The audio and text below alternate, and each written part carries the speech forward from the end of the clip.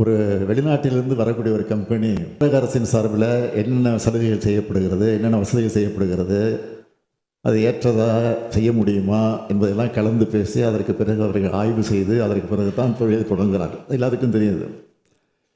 அப்படி வருவது முழு திருப்தி எடுக்கிற போது தான் தொழிலை தொடங்குகிறார்கள். சில நேரங்களில் அவர்களுக்கு அவர் எதிர்பார்க்கக்கூடிய சலுகைகள் கிடைக்காமல் போகலாம். ஆனால் அந்த சலுகை நாங்கள் தருகிறோம் என்று சில மாநிலத்தில் இருக்கக்கூடிய போட்டி இப்போ தமிழ்நாட்டை பொறுத்தவரை சொல்லணும்னா தமிழ்நாட்டுக்கே எல்லாம் போகுதுன்ற இப்போ எல்லா மாநிலத்திலும் போட்டி போட தொடங்கிட்டாங்க. அது ஒரு பக்கம். ஆனால் அவர்கள் ஏதாவது கூடுதல் சலுகை சொல்லி போவாங்க. ஆனால் உங்கள் ஆட்சியில் வந்ததெல்லாம் ஓடி போச்சு. அது என்ன காரணம் அதெல்லாம் சொல்லணுமா? ஒரு வெளிநாட்டிலிருந்து வரக்கூடிய ஒரு கம்பெனி தமிழக அரசின் சார்பில் என்னென்ன சலுகைகள் செய்யப்படுகிறது, என்னென்ன வசதிகள் செய்யப்படுகிறது, அது ஏற்றதாக செய்ய முடியுமா என்பதெல்லாம் கலந்து பேசி அதற்கு பிறகு அவர்கள் ஆய்வு செய்து அதற்கு பிறகு தான் தொழிலை தொடங்குகிறார்கள். எல்லாத்துக்கும் தெரியுது. அப்படி வருவது முழு திருப்தி எடுக்கிற போது தான் தொழிலை தொடங்குகிறார்கள்.